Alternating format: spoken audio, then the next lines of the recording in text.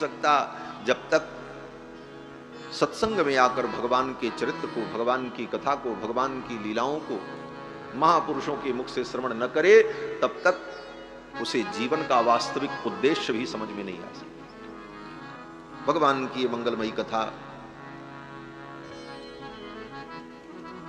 इसके मुख्य यजमान श्री रावेंद्र तिवारी जी, श्रीमती ललिता तिवारी जी, उनके सुपुत्रगण श्री मैथिली शरण तिवारी जी, सीता शरण तिवारी जी, मनोज तिवारी जी, अन्यान्य समस्त उनके परिजन पुरजन बंधुजन, मंच पर विराजमान समस्त आचार्य संत चरण एवं भगवत कथा रस रसिक, भगवत प्रेम पथ पथिक, धर्मानुरागी सज्जनों, श्रद्धामयी माताओं, भगवान की महती कृपा से हम सभी लोग विगत 4 दिनों से श्री रामायण के माध्यम से भगवान के मंगलमय चरित्र को श्रवण कर रहे हैं।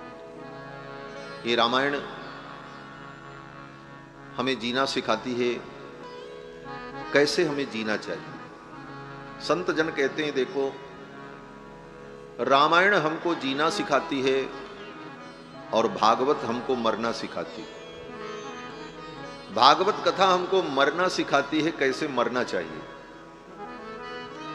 बोले मरना भी सीखना पड़ेगा। बोले हाँ, बिना सीखे कोई काम होगा तो गड़बड़ ही होगा। मरना पड़ेगा, आज नहीं कल, बचोगे नहीं, सब मरेंगे। लाख वर्ष जियो मगर मरना है, उम्र पैमाना एक दिन भरना है। तू आखिरियत मुहैया कर ले गाफिल, तुझे दुनिया से सफर करना है। ये सब यहीं धरा रह जाएगा और मरने के बाद ज्यादा दिन नहीं, मात्र 15 दिन के अंदर दुनिया भूल जाती है और अपने अपने काम में लोग लग जाते हैं। समय समय पर कभी कभी उसे याद कर लेते हैं, बाकी कोई मतलब नहीं होता और उसके बिना दुनिया का कोई काम रुकता नहीं। व्यक्ति सोचता हम नहीं रहेंगे तो कैसे हो। ये जीवन का सत्य है। हम अपनी मृत्यु को नहीं देखते, इसीलिए पाप में प्रवृत्त होते हैं। बार बार संतों ने कहा 24 घंटे में एक बार जब भी एकांत मिल जाए तो अपने मृत्यु का चिंतन करो। ये बहुत कड़वी बात है। 24 घंटे में एक बार एकांत जब भी मिल जाए तो बैठकर सोचो, एक दिन मरना। व्यक्ति क्यों मरता है? सारी दुनिया में इतने लोग आए, मर करके चले गए, कहां गए, क्या हुआ? इन विषयों पर 5 मिनट बैठकर एकांत में चिंतन करो, तुम्हारा जीवन धर्म का आदर्श बन जाएगा। जीवन में जितने अपराध हैं, दुष्प्रवृत्तियां हैं, अपने आप तुम्हारा त्याग करके तुमसे दूर हो जाएंगी और तुम्हारा जीवन पवित्र हो जाएगा। एक बार अपने मृत्यु का चिंतन 24 घंटे में जरूर करना चाहिए। इसीलिए संतों ने बार बार यही कहा, आखिर जिया जई है भजन करा चोला। एक दिन ये चोला छूट जाएगा, इसलिए भजन कर लो, मृत्यु को बार बार देखते रहो। तो भागवत मरना सिखाती है, कैसे हमको मरना है, कैसे मरना है। संदेश वाहिका वो समय से पहले आकर के सूचना देने लगती है। बाल सफेद हो जाते हैं, श्रवण समीप भये सित केसा, मनहु जरठपन असौ उपदेशा। कानों के पास के बाल जब पकने लगते हैं तो मानो यमराज की दूती आकर के कानों में कहना चाहती है, समझ जाओ अब समय हो रहा है। एक महात्मा कहते थे कि देखो, जब तक जवानी है तब तक भजन कर लो, भक्ति कर लो, और ये सोचते रहे बुढ़ापे में रिटायर होंगे तब भजन भक्ति करेंगे। बोले ऐसा नहीं है। भजन कर मस्त जवानी में, बुढ़ापा किसने देखा है? भजन कर मस्त जवानी में, बुढ़ापा किसने देखा है। भजन कर मस्त जवानी में, बुढ़ापा किसने देखा है। भजन कर मस्त जवानी में, बुढ़ापा किसने देखा है। भजन कर मस्त जवानी में, बुढ़ापा किसने देखा है। भजन कर मस्त जवानी में, बुढ़ापा किसने देखा है। भजन कर मस्त जवानी में बुढ़ापा किसने देखा है। कान से बहरे है जाओगे, कान से बहरे है जाओगे, कान से बहरे है जाओगे। बुढ़ापा आएगा, कान से सुनने की शक्ति कम हो जाएगी। 3 बार कोई बोलेगा तो 1 बार कुछ सुन पाओगे, तो कथा क्या सुनोगे, भजन क्या सुनोगे। जब कान में सुनने की शक्ति ही नहीं रही, तो भक्त कहते हैं बुढ़ापे में बहरे है जाओगे, कथा तुम सुन नहीं पाओगे। तो फिर कथा कब सुने, बोले कथा सुन मस्त जवानी में बुढ़ापा किसने देखा है। बुढ़ापे में बहरे है जाओगे, बुढ़ापे में बहरे है जाओगे, कथा तुम सुन नहीं पाओगे, कथा तुम सुन नहीं पाओगे, कथा तुम सुन नहीं पाओगे, कथा तुम सुन नहीं पाओगे। कथा सुन मस्त जवानी में बुढ़ापा किसने देखा है। कथा सुन मस्त जवानी में बुढ़ापा किसने देखा है। भजन कर मस्त जवानी में बुढ़ापा किसने देखा है। भजन कर मस्त जवानी में बुढ़ापा किसने देखा है। बुढ़ापे में लंगड़े है जाओगे, बुढ़ापे में लंगड़े है जाओगे, तीरथ तुम कर नहीं पाओगे, तीरथ तुम कर नहीं पाओगे। बुढ़ापे में लंगड़े है जाओगे, बुढ़ापे में लंगड़े है जाओगे, तीरथ तुम कर नहीं पाओगे, तीरथ तुम कर नहीं पाओगे। तीरथ कर मस्त जवानी में बुढ़ापा किसने देखा है। तीरथ कर मस्त जवानी में बुढ़ापा किसने देखा है। भजन कर मस्त जवानी में बुढ़ापे ने देखा है। भजन कर मस्त जवानी। लाभ है कि मरते समय भगवान नारायण का स्मरण हो, भगवान रघुनंदन का स्मरण। जन्म लाभ परः पुंसाम अंते नारायण स्मृति, ये मरने का तरीका है। भागवत इस तरीके को सिखाती है कि तुम मरने का तरीका सीख लो, कैसे मरना है। और अंतिम समय में भगवान का स्मरण कब होगा, बोले जब आज से ही बार बार भगवान का स्मरण करते रहोगे, तभी मरते समय भगवान का स्मरण होगा। नहीं तो ये संसार वाले भी तुमको भगवान का स्मरण नहीं करने देंगे।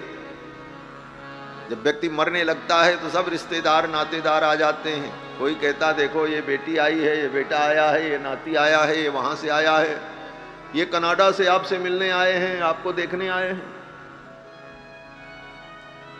और बेचारा मरते समय भगवान का स्मरण करना चाहे तो उसको भगवान का स्मरण नहीं करने देते, अपना ही स्मरण कराते।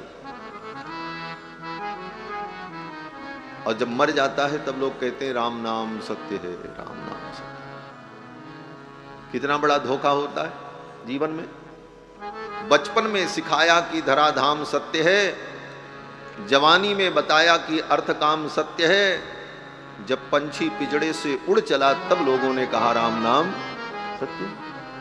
इतना बड़ा धोखा हमारे आपके जीवन में होता चला आया, इस धोखे को हम न समझ पाए।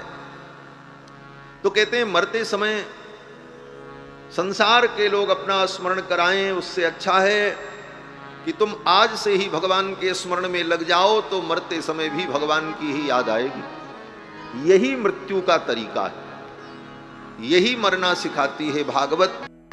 भागवत कहती है कि जीवन में भगवान का इतना स्मरण कर लो, इतनी कथा सुन लो, इतना भगवान की चर्चा कर लो कि जब मरने का समय आए तो भगवान की याद आए। और भगवान को याद करते हुए ठाकुर जी का नाम लेकर के अगर मरे तो तुम्हारी मृत्यु मंगलमयी हो जाए। धन्योस्ति संप्रदायोयम मरणम यत्र मंगलम।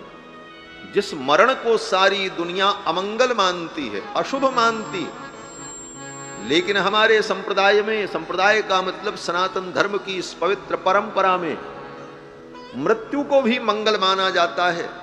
किस अर्थ में, बोले धन्योस्ति संप्रदायोयम मरणम यत्र मंगलम। मरना भी हमारे यहां मंगल स्वरूप है।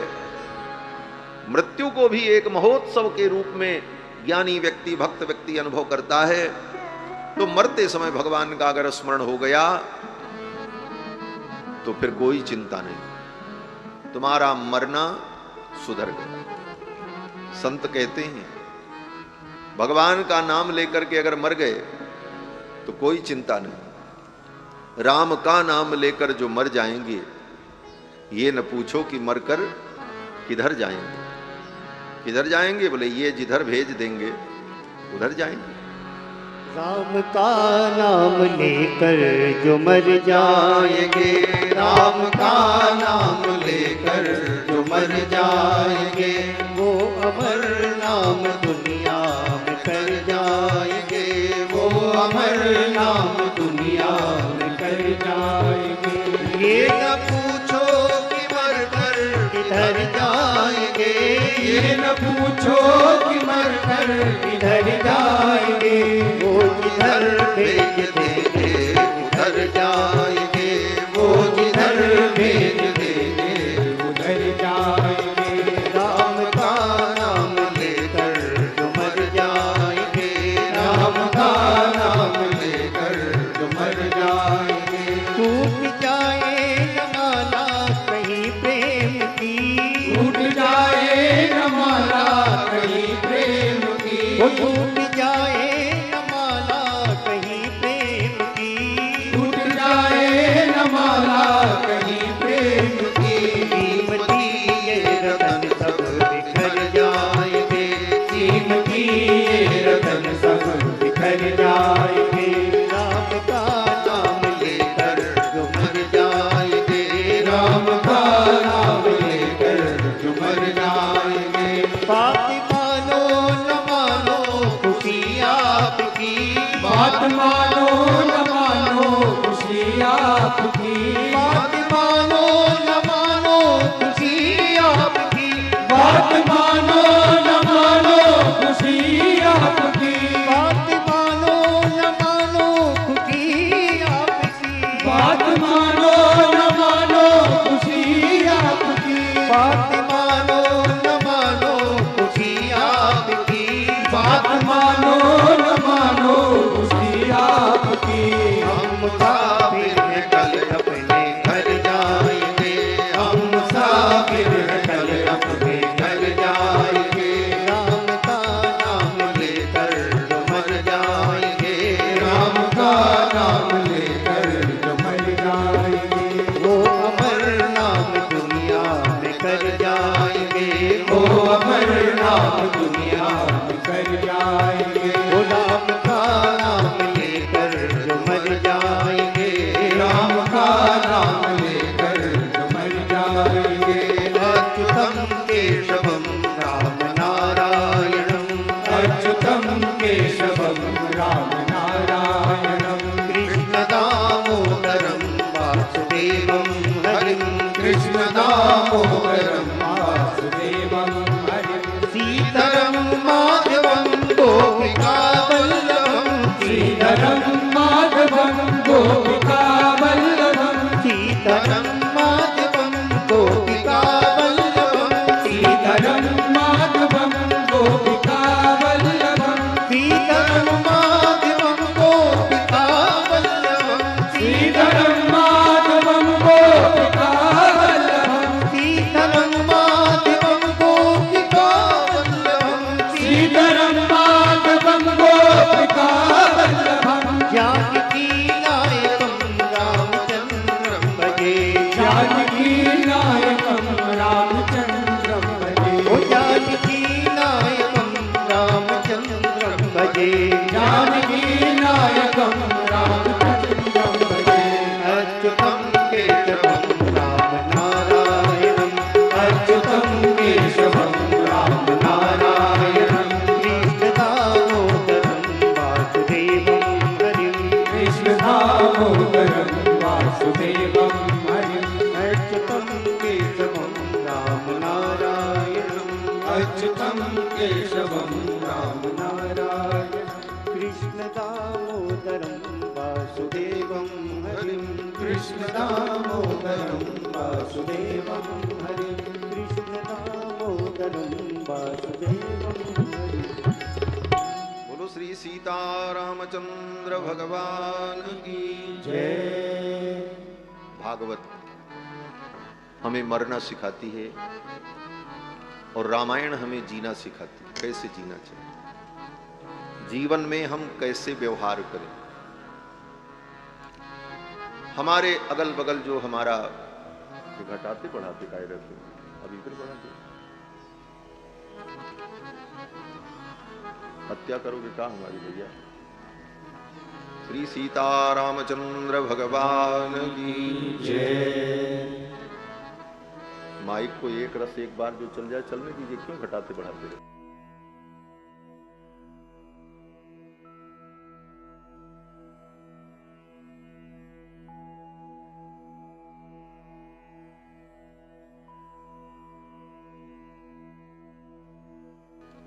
ये रामायण हमें जीना सिखाती है, कैसे जीना है, जगत के व्यवहार में कैसे हमें सही दिशा को प्राप्त करना है, ये रामायण सिखाती है।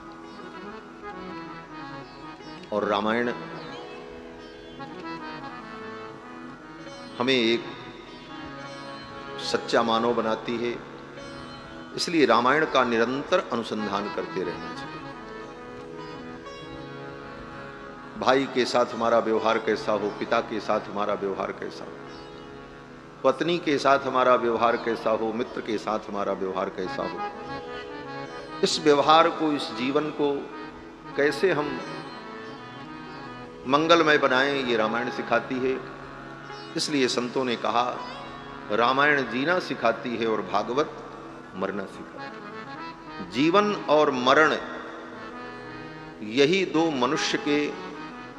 मनुष्य रूपी सिक्के के दो पहलू हैं, जीवन और मरण, यही दो किनारे हैं। और इसी दोनों किनारे के बीच में मनुष्य के जीवन की ये यात्रा चलती है। कल की कथा में आप सभी लोगों ने श्रवण किया कि भगवान श्री रघुनंदन मिथिला पधारे। जनक जी जब आए विश्वामित्र जी से मिलने के लिए,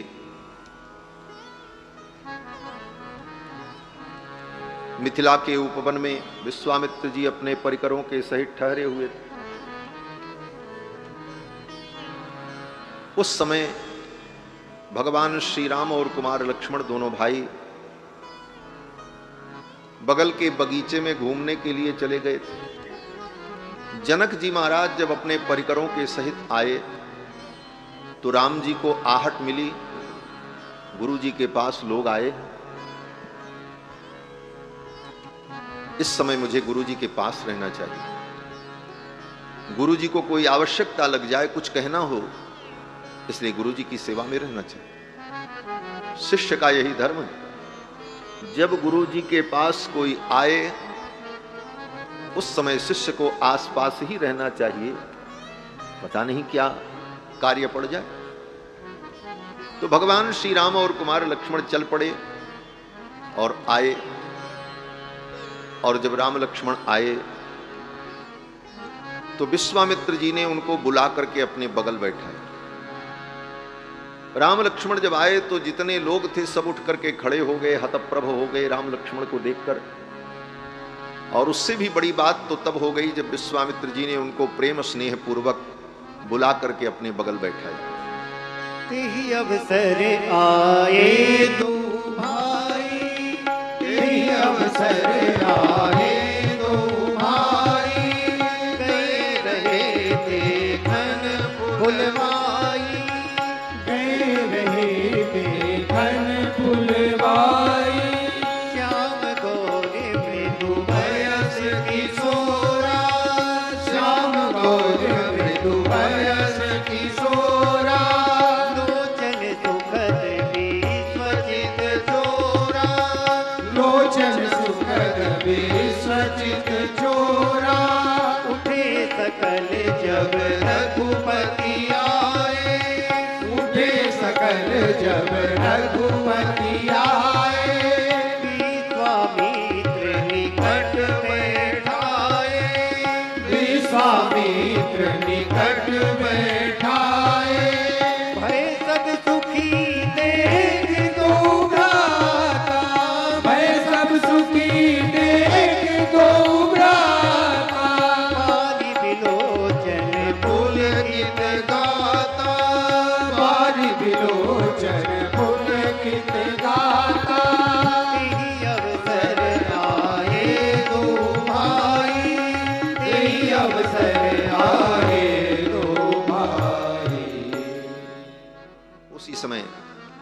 भगवान श्री राम कुमार लक्ष्मण पहुंचे।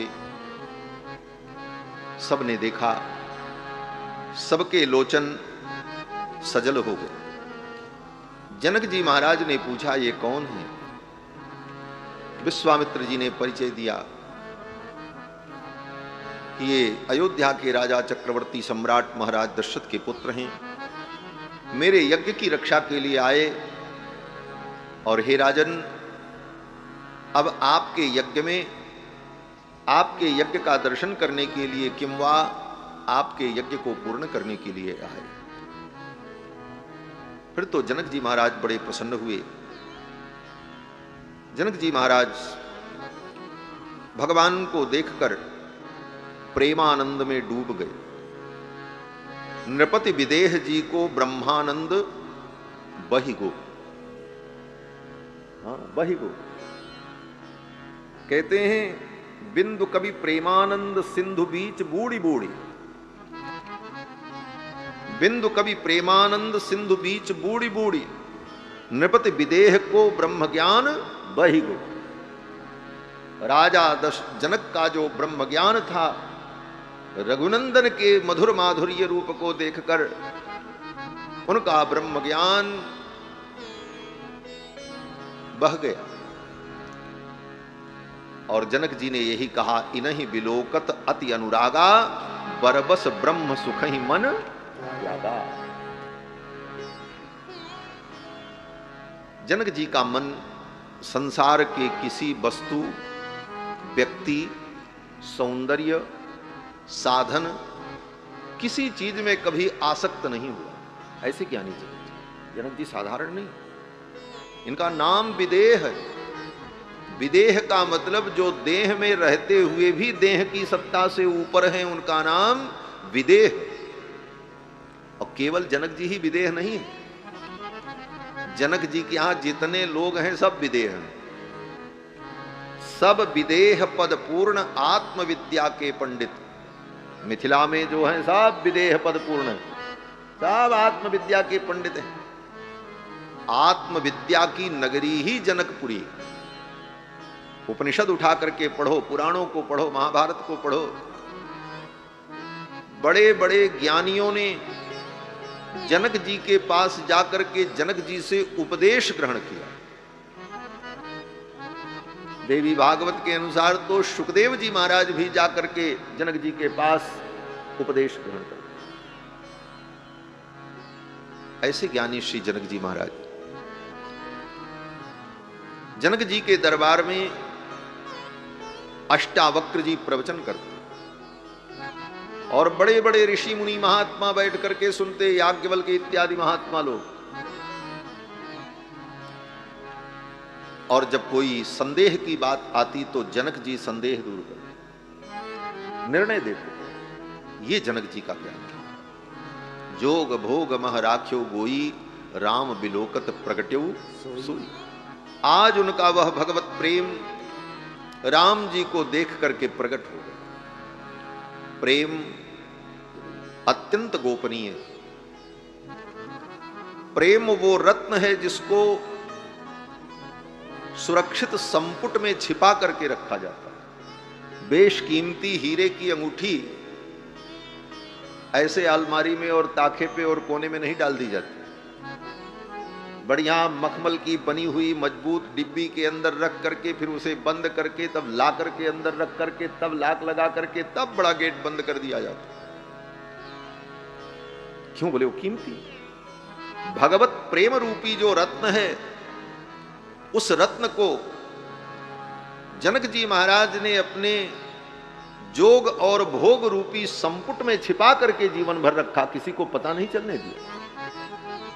जैसे डिब्बी जो होती है जिसको संपुट कहते हैं, डिबिया में एक हिस्सा नीचे होता, एक ऊपर का हिस्सा होता, दोनों मिलाओ तब वो बंद हो। तो जोग और भोग, ये जोग भोग रूपी संपुट के अंदर राम प्रेम रूपी रत्न को जीवन भर विदेहराज ने छिपा करके रखा। जोग भोग मह राख्यो कोई। सदा प्रेम को छिपाए ही रखना चाहिए। बोले सदा नहीं छिपाना चाहिए। संसार से प्रेम को छिपाओ लेकिन जिससे प्रेम कर रहे हो उसके सामने तो उस प्रेम को प्रकट ही करना पड़े। अगर वहां जाकर के भी वह प्रेम गोपनीय ही बना रहा तो उसका जो सुख है, वह आनंद है, वो नहीं होगा। संसार से प्रेम छिपाया जाए, लेकिन जिसका प्रेम है, जिससे प्रेम है, वहां पहुंच करके तो वह प्रेम प्रकट होना चाहिए। जोग भोग मह राख्यों गोई, लेकिन राम बिलोकत प्रगट्यो सोई। राम जी को देखते ही जनक जी का वह प्रेम प्रकट हो गया।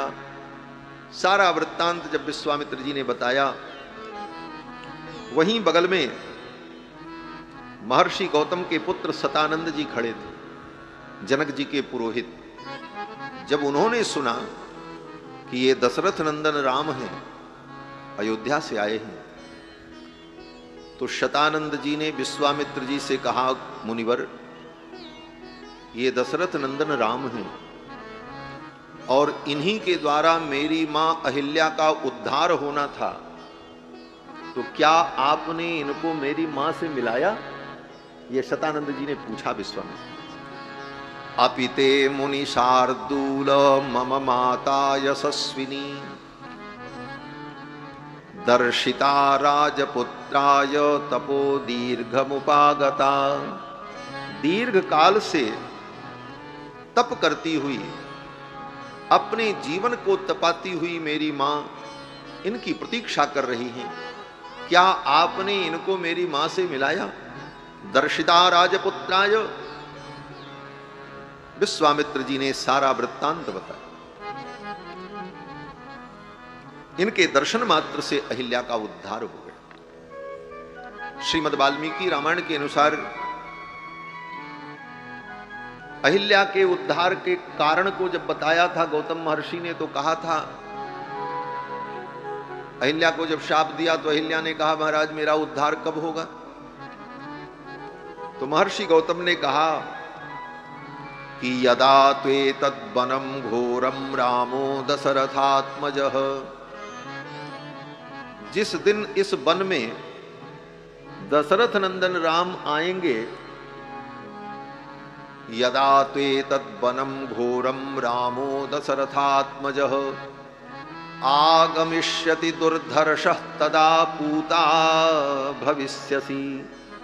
जिस दिन राम यहां आ जाएंगे उसी दिन तू पवित्र हो जाएगा। राम जी तुमको छू करके पवित्र करेंगे कि मंत्र पढ़ करके पवित्र करेंगे? बोले कुछ नहीं, राम जी आए, उनका दर्शन होते ही तू पवित्र हो जाएगी।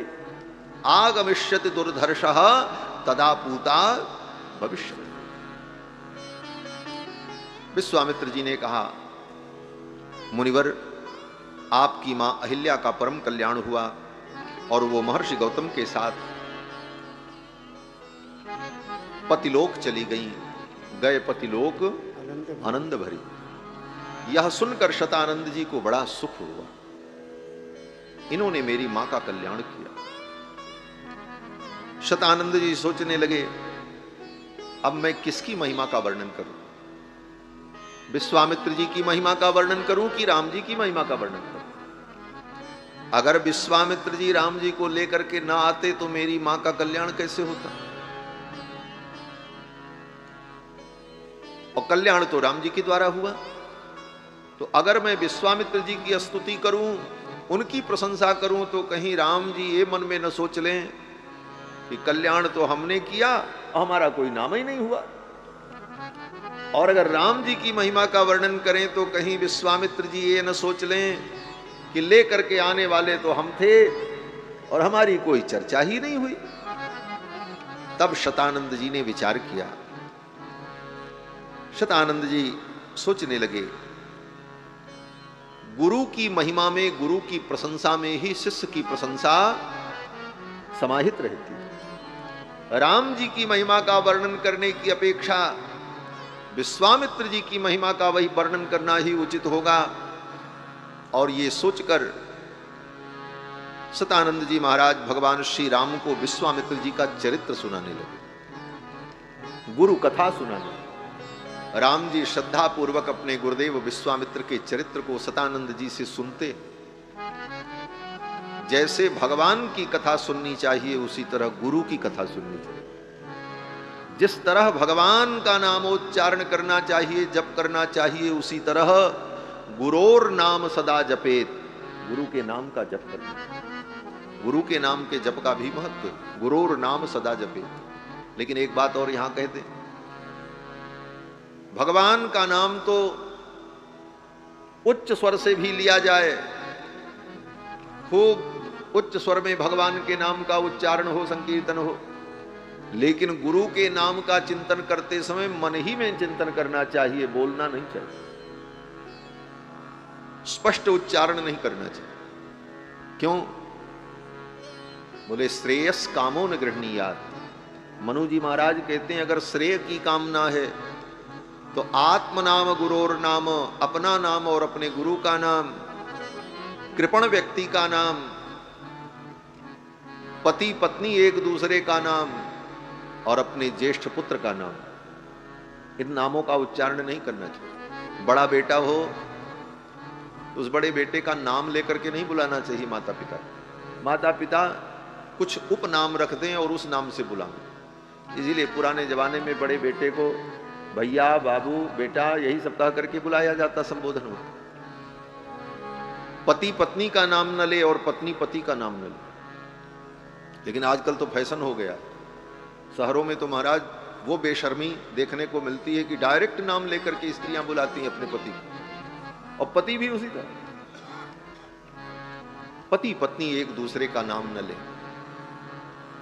और गुरु का नाम भी स्पष्ट रूप से नहीं उच्चारण करना चाहिए। तो गुरोर नाम सदा जपेत, ये जो वाक्य है कि गुरु के नाम का जप करना चाहिए, उसका मानसिक अनुसंधान से तात्पर्य मन ही मन भगवान गुरु के नाम का चिंतन। जिस तरह भगवान की कथा कल्याणकारिणी है, उसी तरह आचार्य का चरित्र, गुरु का चरित्र भी कल्याणकारक होता है। गुरोर नाम सदा जपेत, जैसे भगवान की सेवा से जीव का परम कल्याण होता है, उसी तरह गुरु के कल्याण सेवा से भी जीव का कल्याण होता है। बोले जब दोनों के सेवा से कल्याण होता है तो ये दो मार्ग क्यों है? बोले दो मार्ग नहीं, एक ही मार्ग है। स्वयं भगवान कहते हैं कि आचार्यम माम विजानीयात् नावमन्येत करहचित नमर्त्य बुद्ध्या सूयेत सर्वदेवमयो गुरु। भगवान कहते हैं मेरे में और आचार्य में कोई अंतर नहीं है। स्वयं भगवान का ये वचन है, आचार्यम माम विजानीयात् नावमन्येत करहचित, मेरे में और आचार्य में, गुरु में कोई अंतर नहीं है। तो जिस तरह भगवान के स्मरण से, भगवान के चिंतन से, भगवत कथा से जीव का कल्याण होता है, उसी तरह आचार्य और गुरु के चरित्र से, चिंतन से, उनके नाम स्मरण से जीव का परम कल्याण होता है। शतानंद जी महाराज विश्वामित्र जी की महिमा का वर्णन करने लगे और भगवान श्री राम सुनने लगे। फिर तो शतानंद जी ने कई अध्याय में विश्वामित्र जी की महिमा का वर्णन किया, सब कुछ सुनाया। विश्वामित्र जी पहले राजा थे, बड़े वीर थे। एक बार सेना लेकर के मृगया करते हुए, घूमते हुए पहुंच गए जंगल में वशिष्ठ मुनि के आश्रम में। वहां पर भूख प्यास से व्याकुल थे, उनकी सेना भी भूख प्यास से व्याकुल थी। वशिष्ठ जी ने कहा हम सब व्यवस्था करते हैं। विश्वामित्र जी ने सोचा ये जंगल में बाबा जी इतनी छोटी सी कुटिया में रहते हैं, कौन सी व्यवस्था करेंगे, हम तो राजसी ठाट बाट वाले, इतनी बड़ी सेना, इतने लोग। लेकिन ब्राह्मण का बल तो उसकी तपस्या होती, तप बल विप्र सदा बरिया, तपस्या ही उसका बल है और तपस्या से सब कुछ हो जाता है।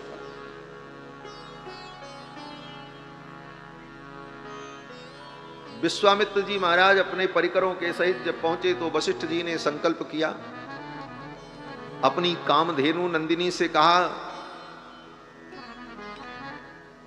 द्वार पर अतिथि आए, अतिथि देवो भव, अतिथि का पूजन करना ये धर्म है।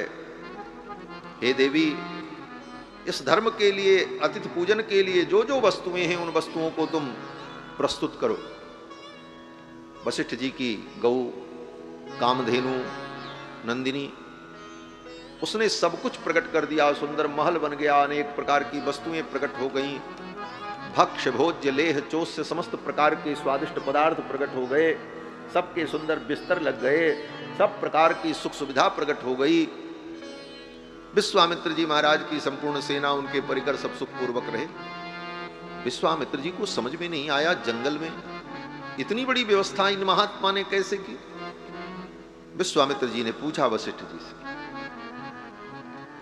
तो वशिष्ठ जी ने कहा कि मेरा सब कुछ, मेरे सारे संकल्प को पूर्ण करने वाली ये कामधेनु नंदिनी है, इसी के द्वारा मेरा सारा संकल्प पूर्ण हो जाता है। अब तो विश्वामित्र जी के मन में हुआ कि ये गाय तो बड़ी अच्छी है, ये अगर हमको मिल जाए तो हमारा तो राजकाज और दिव्य हो जाएगा, हमारी बहुत सारी चिंता दूर हो जाएगी। इतने बड़े राज्य को चलाने के लिए कर संग्रह करना पड़ता है, इतने नौकर चाकर, इतनी व्यवस्थाएं, बहुत सारे कार्य जिम्मेदारियां देखनी पड़ती हैं। ये कामधेनु मिल जाएगी तो ये अपने संकल्प से सब कुछ कर देगी, ऐसी वस्तु तो मेरे पास होनी चाहिए। विश्वामित्र जी ने कहा, मुनिवर ये गाय आप हमको दे दो, हम इसे ले जाएंगे। इसके बदले में आप जो कहो, आपको धन संपत्ति, हजारों गाय, जो कहो मैं आपको दे दूं। वशिष्ठ जी ने कहा, एतदेव हि मे रत्नम एतदेव हि मे धनम। हे राजन, ये गाय ही मेरा रत्न है और यही मेरी संपत्ति है। एतदेव हि सर्वस्वम, ये नंदिनी मेरा सर्वस्व है। एतदेव हि जीवितम, और ये नंदिनी ही मेरा जीवन। इस नंदिनी को मैं नहीं दे सकता। दर्शश्च पौर्णमासश्च यज्ञाश्चैवाप्त दक्षिणाः, मैं यज्ञ करता हूं। दर्श, पौर्णमास,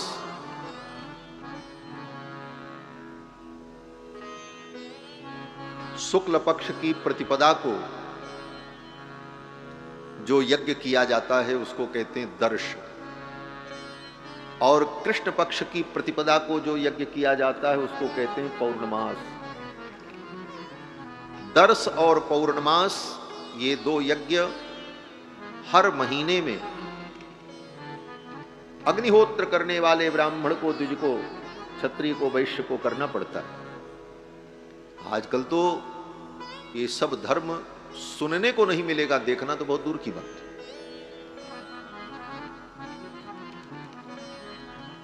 रामायण भागवत ये सब आप पढ़ लो, सब जगह आपको वर्णन मिलेगा। ब्राह्मण, क्षत्रिय, वैश्य, तीन वर्ण के लोग नित्य अग्निहोत्र करते थे। विवाह के पश्चात 5 प्रकार की अग्नियों की स्थापना अपने घर में करके आहवनीय, दक्षिणाग्नि, गार्हपत्य, सभ्य और आवसथ्य, ये 5 अग्नियों की प्रतिष्ठा करके इन 5 अग्नियों में प्रातःकाल, सायंकाल दोनों समय आहुति करना, इसका नाम अग्निहोत्र। नाम के आगे अग्निहोत्री कोई लिख ले, लेकिन अग्निहोत्र का मतलब क्या है उनसे पूछो। सरनेम अग्निहोत्री क्यों हुआ? कभी उनके पूर्वज अग्निहोत्र करते रहे, इसीलिए वो सरनेम उनके वंश में चला आया है। लेकिन आज जो अग्निहोत्री है उनको पता ही नहीं है अग्निहोत्र क्या चीज है। वेद कहता है कि यावत् जीवम अग्निहोत्रम जुहियात, जब तक जीवन है तब तक अग्निहोत्र करो। तो अग्निहोत्र करने वाले व्यक्ति के लिए बड़े नियम होते हैं। पहले तो सायंकाल, प्रातःकाल दोनों समय उस अग्नि में हवन करो, और सूर्योदय से पहले हवन होना चाहिए। अनुदिते जुहोति, कैसी भी परिस्थिति हो, सूर्योदय के पहले उठ करके, नहा करके, संध्या वंदन करके अग्निहोत्र कर लेना है, तब सूर्योदय हो। इतने कठोर नहीं। और महीने में 2 बार दर्श और पूर्णमास नाम का यज्ञ करना पड़ता है। अमावस्या के दिन पिंड पितृ यज्ञ करना पड़ता है। आयन के परिवर्तन होने पर निरूढ़ पशुबंध करना पड़ता है। साल में हर 3 महीने पर एक एक पर्व का, 4 पर्व का चातुर्मास्य नाम का यज्ञ करना पड़ता है। और बसंत ऋतु में वसंते अग्निष्टोमेन यजेत, बसंत ऋतु आने पर एक बार वर्ष में अग्निष्टोम यज्ञ सोमम चैके करना पड़ता है।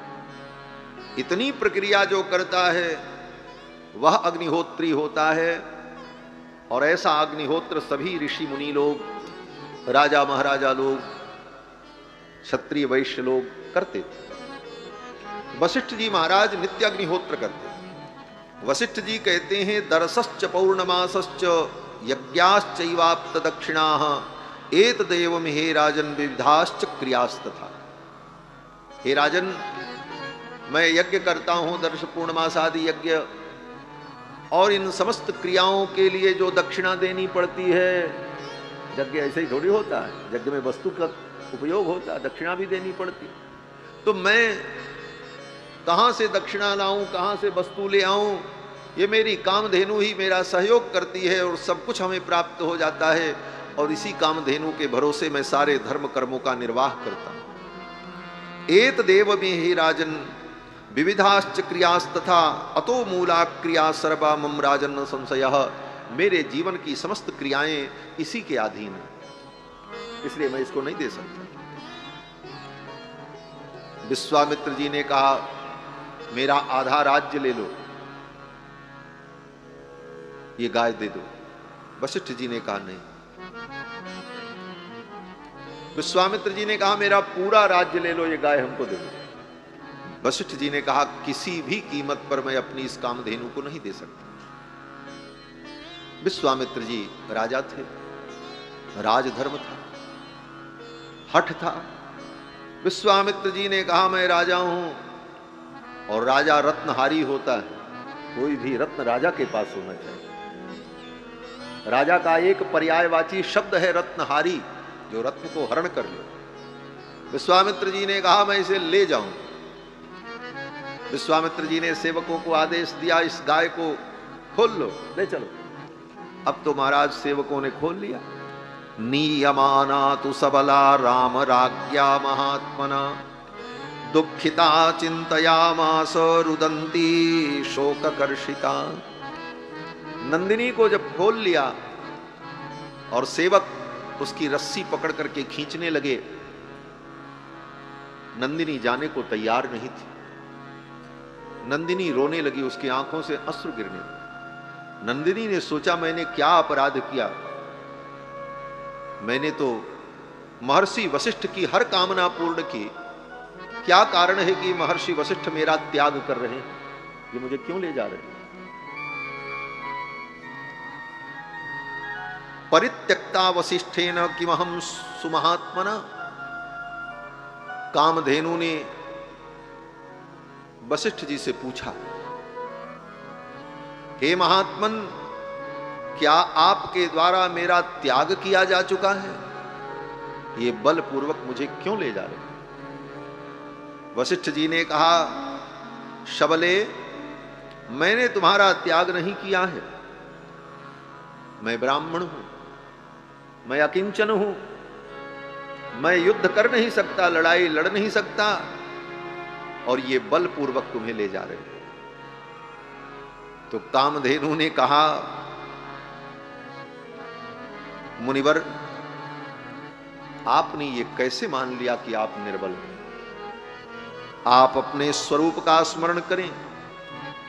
न बलम क्षत्रियस्याहुर ब्राह्मणा बलवत्तराः। कामधेनु ने कहा, आप ब्राह्मण हैं, आपके अंदर जो बल है वो बल विश्वामित्र जी के अंदर नहीं है। ब्रह्मन् ब्रह्म बलम दिव्यम क्षात्राश्च बलवत्तरम अप्रमेयम बलम तुभ्यम न त्वया बलवत्तरः। हे मुनिवर, आपके अंदर अद्भुत बल है, आप जो चाहें वो कर सकते हैं। और अगर आप अपनी सज्जनता के कारण इनसे युद्ध नहीं कर सकते, तो आप मुझे आज्ञा करें, मैं व्यवस्था करती हूं। कामधेनु ने कहा आप मुझे आज्ञा करो। निवुक्षमाम महातेजस्त्वम ब्रह्मबल संभृताम तस्य दर्पम बलम यत्नम नाशयामि दुरात्मनः। कामधेनु ने कहा इनके बल को और इनके अभिमान को, दर्प को मैं दूर कर दूंगी। वशिष्ठ जी ने कहा देवी आप समर्थ हो। फिर तो सबला ने हुंकार किया, नंदिनी ने एक झटका दिया, जो रस्सी पकड़ करके सेवक खींच रहे थे सब धराशायी हो गए, और दौड़ती हुई आकर के कामधेनु वशिष्ठ जी के बगल में खड़ी हो गई। हुंकार किया कामधेनु ने, नंदिनी की नाक से, आंख से, कान से, उसके मलमूत्र के मार्ग से अनेक प्रकार के भयंकर वीर प्रकट होने लगे। महाराज योनि देशाश्च यवनाः, नंदिनी के योनि से यवन उत्पन्न हुए, जिनको यवन कहा जाता है, ये सब कामधेनु के द्वारा उत्पन्न है। योनि देशाच्च यवनाः सकृत देशात् छका स्मृताः। नंदिनी का जो मल मार्ग, गुद मार्ग, वहां से शक नाम की एक जाति उत्पन्न हुई, जो बहुत बड़ी वीर और पराक्रमी, जिनको शक और हूण कहा जाता है। रोम कोपेशु म्लेच्छाश्च, नंदिनी के शरीर के रोमकूप से एक एक रोए से म्लेच्छ पैदा हुए। ये म्लेच्छ भी, जिनको म्लेच्छ कहा जाता है, वस्तुतः ये गऊ की रक्षा के लिए पैदा हुए थे, आज ये गऊ भक्षक बन गए। जो रक्षक है वही भक्षक बन गए। इन म्लेच्छों की उत्पत्ति भी नंदिनी के रोमकूप से हुई। हारीता सकिरातकाः, और इस प्रकार से हुंकारेणैव तान् सर्वान् निर्ददाह महान ऋषि। बड़े बड़े वीर पैदा हुए महाराज, और उन सब ने युद्ध किया। अंत में विश्वामित्र जी महाराज की सेना पराजित हो गई। विश्वामित्र जी ने वशिष्ठ जी के ऊपर भी अस्त्र शस्त्र का प्रयोग किया। वशिष्ठ जी अपना ब्रह्मदंड लेकर के चुपचाप खड़े रहे। विश्वामित्र जी के जितने अस्त्र शस्त्र आए सब उस ब्रह्मदंड में टकरा करके शांत हो। अंत में विश्वामित्र जी को लगा ये तो बड़े बलशाली हैं, हमारा सब बल व्यर्थ हो गए। अंत में विश्वामित्र जी ने यही कहा, धिक बलम क्षत्रिय बलम ब्रह्म तेजो बलम बलम। बल तो इनका है, हमारा क्षत्रिय तेज इस ब्रह्म तेज के सामने परास्त हो गया। अब मैं तपस्या करके ब्राह्मणत्व को प्राप्त करूंगा। और उसी समय विश्वामित्र जी ने अपना राज्य त्याग दिया और तपस्या करने के लिए चले गए।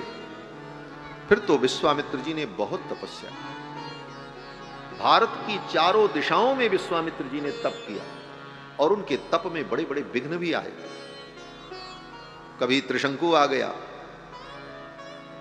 कभी मेनका आ गई। मेनका नाम की अप्सरा आई, उसके सौंदर्य को देखकर विश्वामित्र जी आसक्त हो गए, और मेनका विश्वामित्र जी के आश्रम में रहने लगी। 10 वर्ष तक मेनका उनके आश्रम में रही। जब 10 वर्ष बीत गया, एक दिन मेनका के साथ बैठे थे, संध्या वंदन का समय हो गया। मेनका जो है पर्यंक पर विश्वामित्र जी को पकड़े बैठी थी। विश्वामित्र जी ने कहा मुझे छोड़ो, मैं जा रहा हूं, संध्या वंदन का समय हो गया। मेनका ने कहा आज आपको संध्या याद आई?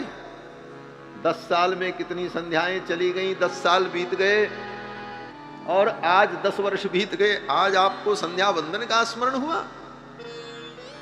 विश्वामित्र जी ने कहा 10 वर्ष बीत गए।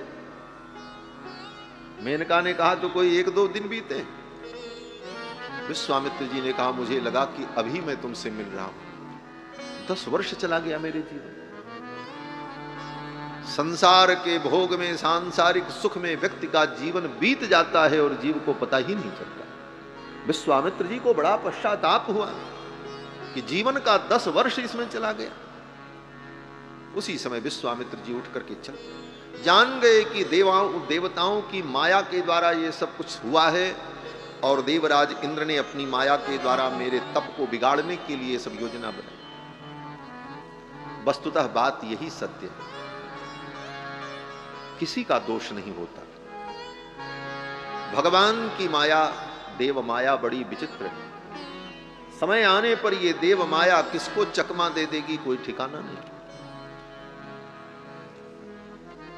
और रामायण में तो भगवान श्री राम ने स्वयं कहा है, माया के साथ साथ जीव का प्रारब्ध भी आगे आगे चलता है। प्रारब्ध जब विपरीत आ जाता है तो बड़े बड़े ज्ञानी भी भटक जाते हैं। भगवान श्री राम कहते हैं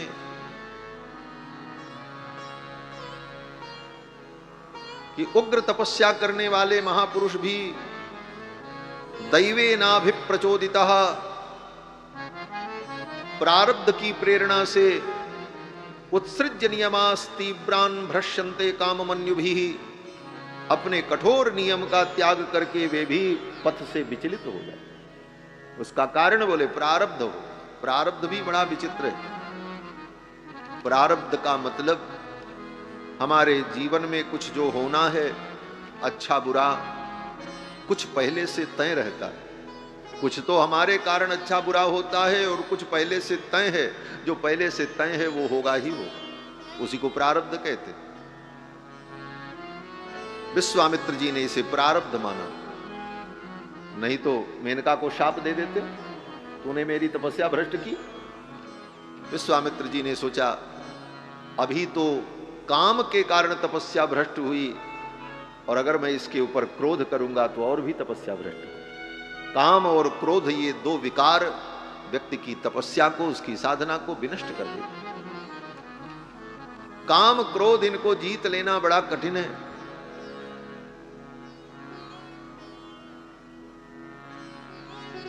और काम क्रोध जीत लेने के बाद फिर एक समस्या खड़ी होती है, हमने काम क्रोध को जीत लिया, इसका अहंकार, उससे बच जाएं, ये बड़ा मुश्किल है। नारद जी के साथ यही हुआ। नारद जी जब तपस्या करने गए, कामदेव आया। कामदेव ने अपने 5 बाणों का प्रहार किया, नारद जी के ऊपर कोई असर नहीं पड़ा।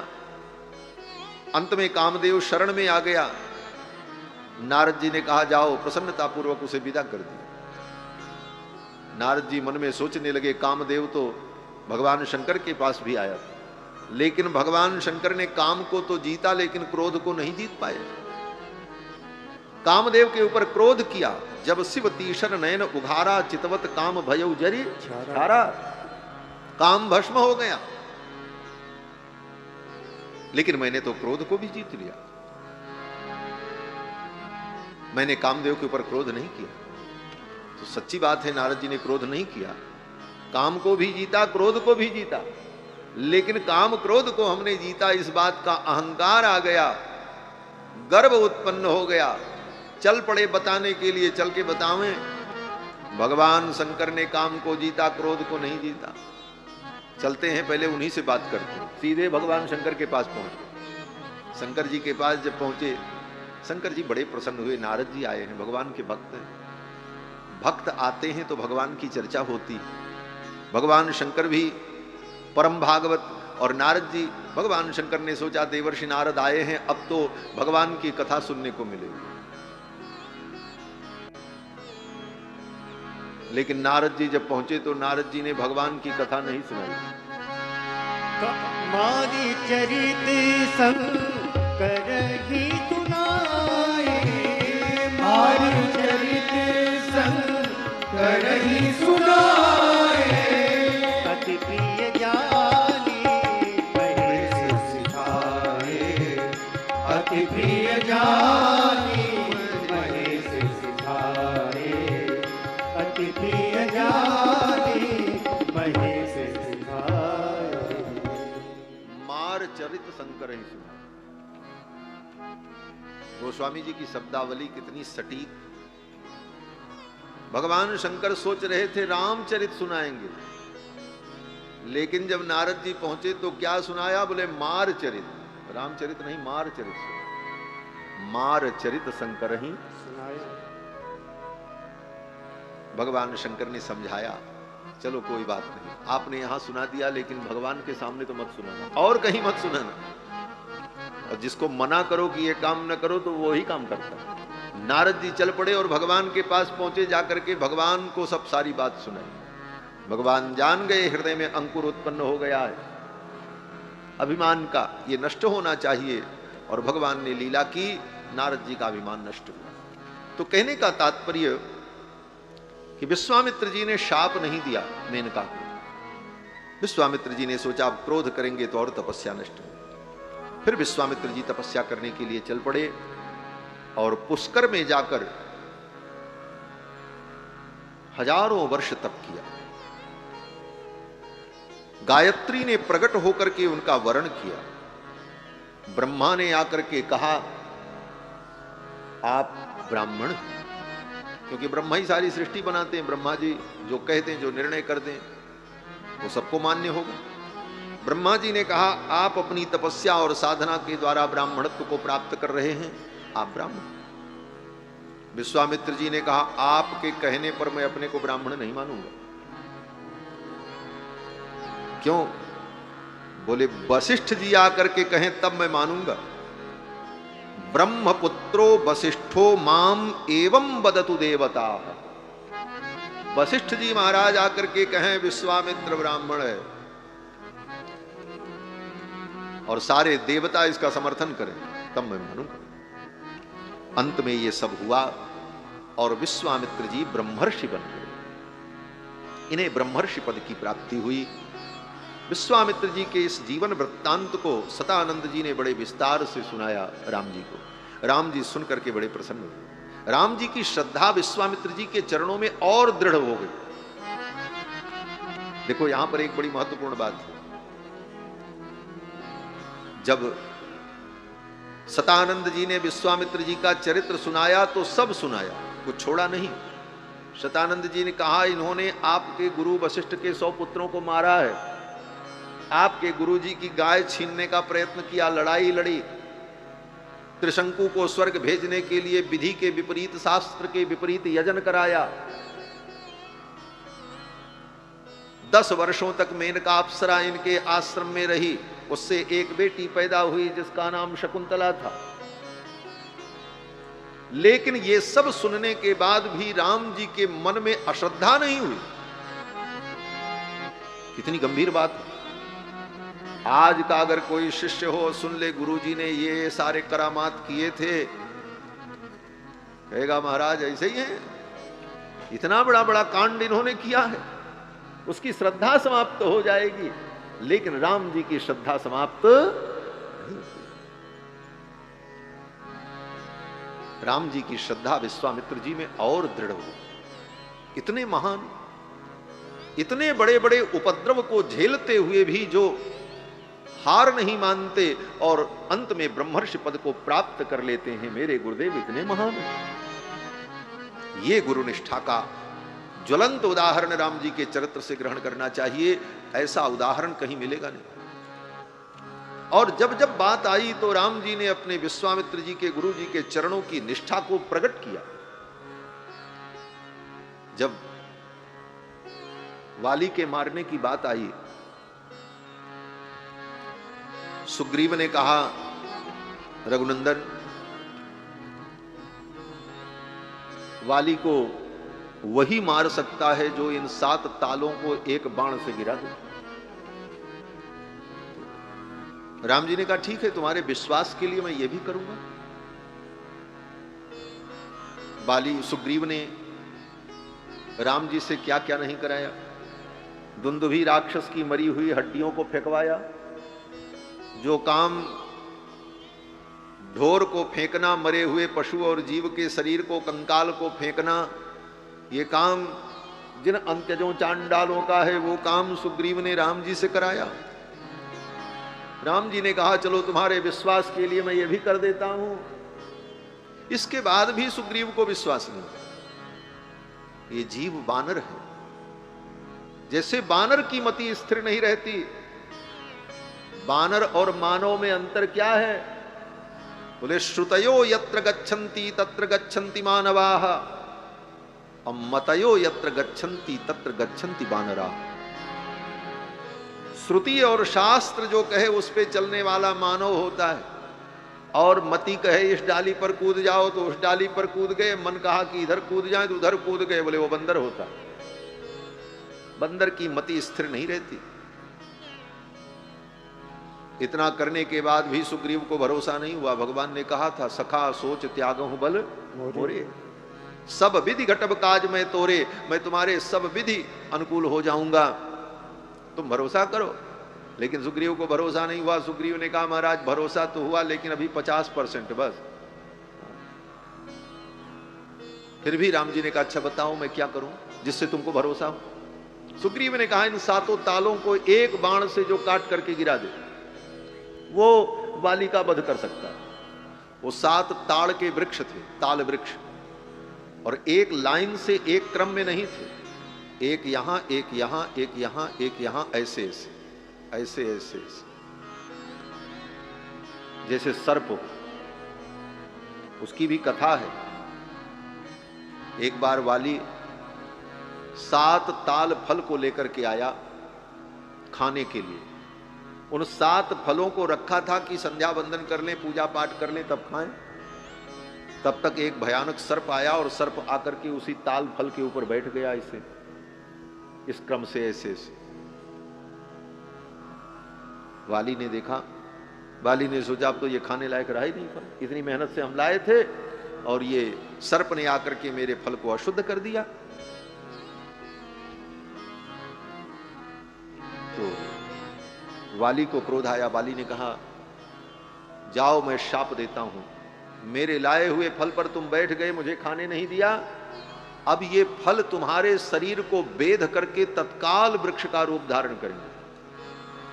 उन ताल फलों के अंदर से अंकुर प्रकट हुए और उस सर्प के शरीर को छेद करके वो अंकुर बाहर निकले और देखते देखते 7 ताल के वृक्ष बन गए। उसी क्रम से उस सर्प की जब मृत्यु हुई तो सर्प ने भी शाप दे दिया, मैं तो सरीसृप हूं, मेरे अंदर कोई ज्ञान नहीं, लेकिन आपने मेरे एक साधारण अपराध पर ऐसा दंड दिया, जाओ मैं शाप देता हूं, इन 7 तालों का जो बेधन करेगा उसी के बाण से तुम्हारी मृत्यु होगी। सुग्रीव ने कहा महाराज इन 7 तालों को जो बेध दे वही बाली को मार पाएगा। राम जी ने कहा ठीक है।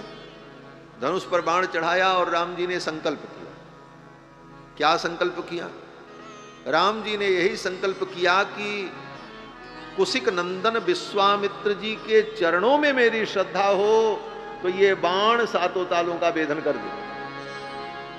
वशिष्ठ जी का नाम नहीं लिया। वशिष्ठ जी के चरणों में तो श्रद्धा ही है, लेकिन विश्वामित्र जी के चरणों में कितनी अगाध श्रद्धा है इस बात को बताने के लिए राम जी ने धनुष पर बाण चढ़ाया और कहा भक्तिश्चेत कुशिक नंदन पादयोर में, विश्वामित्र जी के चरणों में अगर मेरी भक्ति हो तो ये मेरा बाण भित्वा गमिष्यति रसातलम अप्यगाधम, ये 7 ताल का भेदन करते हुए ये बाण रसातल में चला गया। तो गुरु के प्रति निष्ठा कैसी हो ये राम जी ने अपने चरित्र से दिखा। ये सब कथा सतानंद जी ने सुनाई। सुन करके भगवान श्री राम बड़े प्रसन्न हुए। फिर तो शतानंद जी विदा हो गए।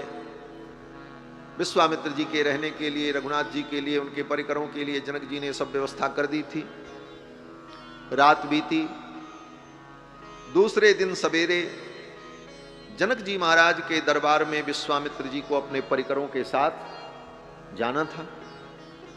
सूचना आई ततः प्रभाते विमले कृतकर्मा नराधिपः विश्वामित्रम महात्मानम आजुहाव सराघवम। दूसरे दिन प्रातःकाल जनक जी महाराज ने विश्वामित्र जी को राम लक्ष्मण के सहित मुनि मंडली के सहित अपने सभा में सम्मान पूर्वक बुलाया, आदर किया। तमर्चयित्वा धर्मात्मा शास्त्र दृष्टेन कर्मणा राघवौ च महात्मानौ तदा वाक्यमुवाचः। शास्त्र की विधि से विश्वामित्र जी का और राम लक्ष्मण का और मुनि मंडली का जनक जी ने स्वागत किया। शास्त्र दृष्टेन कर्मणा अर्थात मधुपर्क विधि से जनक जी महाराज ने विश्वामित्र जी का, राम जी का, सबका पूजन किया। मधुपर्क विधि को ही शास्त्र विधि कहा जाता है। आपने विवाह में देखा होगा, जब दुल्हा आता है तो वर का पहले मधुपर्क होता है, बिष्टरो बिष्टरो बिष्टरा, और फिर अर्घपाद्य दे करके मधुपर्क उसे दिया जाता है और फिर उसे गोदान किया जाता है। ये जो विधि है इसका नाम मधुपर्क विधि है। इसको अर्हणा विधि कहते हैं। और इसी विधि से अतिथि का, दूल्हे का, राजा का, स्नातक का, गुरु का और यज्ञ कराने वाले जो ऋत्विज आए, ब्राह्मण आए, उनका, इन 6 लोगों का पूजन इसी विधि से करना चाहिए। ये वेद की आज्ञा है। जनक जी महाराज ने विधि पूर्वक पूजन किया और स्वागत किया। भगवन् स्वागतम तेस्तु किम करोमि तवानघ। हे भगवान, आपका स्वागत है, मैं आपकी क्या सेवा करूं। जब जनक जी ने कहा मैं आपकी क्या सेवा करूं, तो विश्वामित्र जी ने कहा एक सेवा करो बस। बोले क्या सेवा? बोले वो धनुष मेरे राम जी को दिखा दो, बस, और कुछ नहीं कहा। विश्वामित्र जी ने कहा कि वो धनुष जो आपके यहां है वो मेरे राम को दिखा दो। क्यों? बोले इसी के बहाने तो राम जी को लेकर के विश्वामित्र जी जनकपुर आए थे, और जब से जनकपुर पहुंचे तब से राम जी बार बार जब एकांत मिले तो कहते थे गुरुजी वो धनुष कब देखने को मिलेगा। दरबार में पहुंचते ही विश्वामित्र जी अपनी मुनिमंडली के साथ बैठते, उनके बगल में राम जी बैठे और धीरे से कहा गुरुजी वो धनुष देखने को मिलेगा ना। विश्वामित्र जी ने कहा हारा। जनक जी ने स्वागत किया, आरती की, सत्कार किया, सब विधि हो गई। जब सब विधि हो गई, राम जी से रहा नहीं गया। राम जी ने फिर धीरे से कहा गुरुदेव आप कह दो इनसे धनुष दिखा दें। विश्वामित्र जी को लगा राम जी बड़े उत्सुक हैं धनुष देखने के लिए, अब दूसरा काम बाद में होगा, पहले तो इनको धनुष का दर्शन करें। विश्वामित्र जी ने यही कहा एतद्दर्शय भद्रम ते कृतकामौ नृपात्मजौ। हे राजन तुम्हारा कल्याण हो। एतद्दर्शय, इनको वो धनुष दिखा दो। दर्शनादस्य धनुषो यथेष्टम प्रतियास्यत। ये धनुष देख लेंगे, संतुष्ट हो जाए, फिर ये जैसे आए हैं ऐसे हमारे साथ चले जाए, आप चिंता न करो। विश्वामित्र जी सोच रहे थे राम लक्ष्मण बालक हैं, कहीं उत्सुकता बस जाकर के उस धनुष को छूने उन्हें लगे, कुछ करने लगे तो कहीं जनक जी को बुरा न लग जाए कि कहां से इन बच्चों को लेकर के आ गए। तो विश्वामित्र जी ने पहले ही आश्वस्त कर दिया दर्शनादस्य धनुषो यथेष्टम प्रतियास्यतः। ये धनुष देखेंगे और धनुष देखने के बाद जैसे आए हैं ऐसे ही चले जाए। जनक जी ने कहा मुनिवर उस धनुष का मैं दर्शन कराऊंगा, लेकिन उस धनुष का जो इतिहास है और धनुष से जो जुड़ी हुई बात है उसको जान लेने पर तब धनुष का अगर ये दर्शन करेंगे तो इनको अधिक सुख होगा। और ये कहते हुए जनक जी वर्णन करने लगे। जनक जी ने कहा यज्ञ करने के लिए मैं भूमि का शोधन कर रहा था। भूमि का शोधन करते समय हल के अग्रभाग से एक कन्या मुझे प्राप्त हुई। क्षेत्रम शोधयता लब्धा नामना सीतेति विश्रुता। ज्यों ही मैंने हल को भूमि में लगाया, हल के अग्रभाग से एक कन्या प्रकट हुई भूतलाद उत्थिता सातु व्यवर्धत ममात्मजा। मैंने उस कन्या का पालन पोषण किया, मैंने उसका नाम सीता रखा है। सीतालांगल पद्धति। हल का जो अग्रभाग होता है, उस हल के अग्रभाग से जो जमीन में धारा बनती है, हल चलाते समय गड्ढा होता है, उसी को कहते हैं सीता। और उसी से ये प्रकट हुई है, इसलिए इनका नाम हमने सीता रख दिया, सीतालांगल पद्धति। और ये कन्या स्वयं प्रकट हुई है, स्वयंभू है, स्वयंभुआ है, भूमिजा है, उर्विजा है। तो इस कन्या के महत्व को समझते हुए मैंने प्रतिज्ञा की कि पालन पोषण तो मैं करूंगा, लेकिन इसका विवाह किसी महान वीर के साथ मैं करूंगा। और उसका मैंने एक परीक्षण रखा।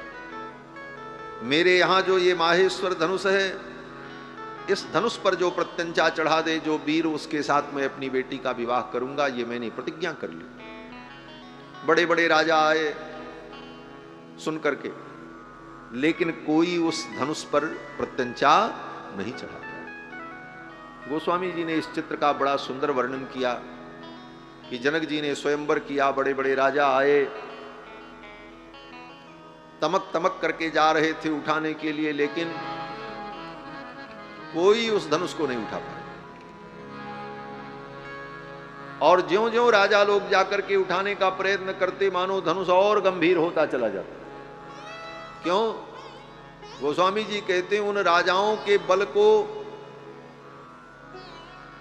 वो धनुष खींच लेता, और उस बल कर्षण के कारण वो धनुष मानो और भी गंभीर हो गया। जगई न शंभु सरासन कैसे, जगई शंभु सरासन कैसे, कामी बचन सती मनु जैसे, कामी बचन सती मनु जैसे, जगई न शंभु सरासन कैसे, जगई न शंभु सरासन कैसे। भगवान शंभु का वो धनुष, उसे कोई तिल भर उठा नहीं सका।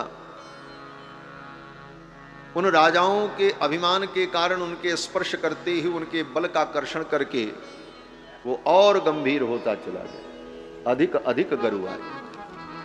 फिर तो बड़े बड़े राजा आए।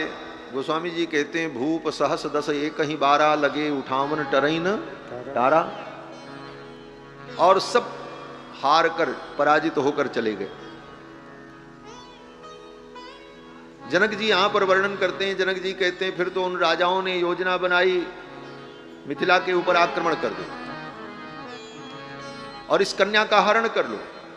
राजाओं ने मेरे राज्य पर आक्रमण कर दिया, मेरी संपूर्ण सेना मारी गई।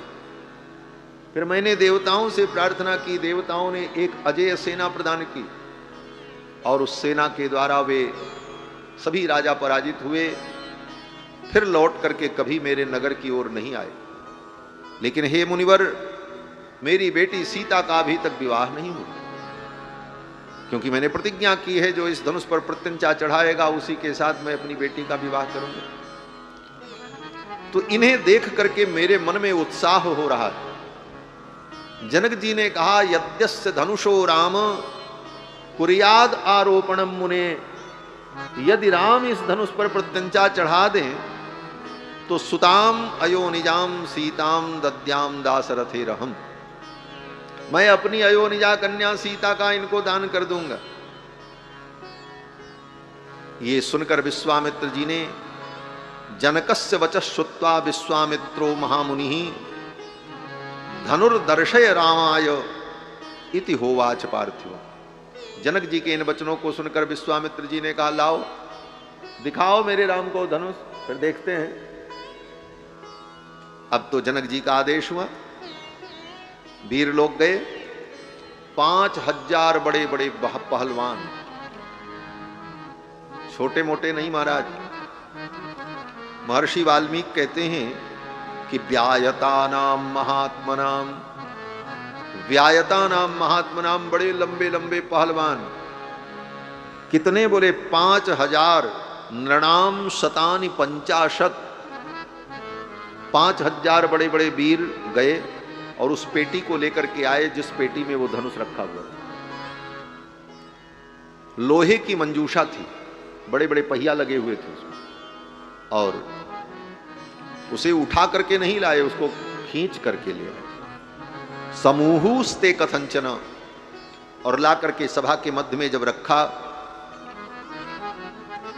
तो जनक जी ने एक बार फिर कहा, हे मुनिवर, इदम धनुर्बरम ब्रह्मन् जनकैरभिपूजितम, ये जो धनुष है हमारे पूर्वजों के द्वारा पूजित होता चला आया है, और इस धनुष पर प्रत्यंचा चढ़ाना किसी के बस की बात नहीं। जनक जी ने कहा, नैतत् सुरगणा सर्वे, यहां से शुरू किया देवताओं से, देवता भी इस धनुष पर प्रत्यंचा नहीं चढ़ा सकते। सासुरा न च राक्षसा, कोई असुर भी इस धनुष पर प्रत्यंचा नहीं चढ़ा सकता। न राक्षसा, राक्षस बड़े वीर होते हैं लेकिन कोई राक्षस भी इस धनुष पर प्रत्यंचा नहीं चढ़ा सकता। गंधर्व यक्ष प्रवराह, गंधर्व यक्ष किन्नर अजानज किम पुरुष, ये कोई भी देवता इस धनुष पर प्रत्यंचा नहीं चढ़ा सकते। और जब ये नहीं चढ़ा सकते, आगे की पंक्ति बड़ी महत्वपूर्ण है। जनक जी कहते हैं, क्वा गतिर्मानुषाणाम च, मनुष्य की क्या गति है कि मनुष्य इस पर प्रत्यंचा चढ़ाए। ये जनक जी ने पहले ही कह दिया, क्वा गतिर्मानुषाणाम च धनुषोस्य प्रपूरणे, जब देवता गंधर्व यक्ष किन्नर नाग राक्षस असुर इस धनुष पर प्रत्यंचा नहीं चढ़ा सकते, तो क्वा गतिर्मानुषाणाम च, मनुष्य की क्या गति। लेकिन उस धनुष पर प्रत्यंचा किसने चढ़ाया? राम जी ने चढ़ाया।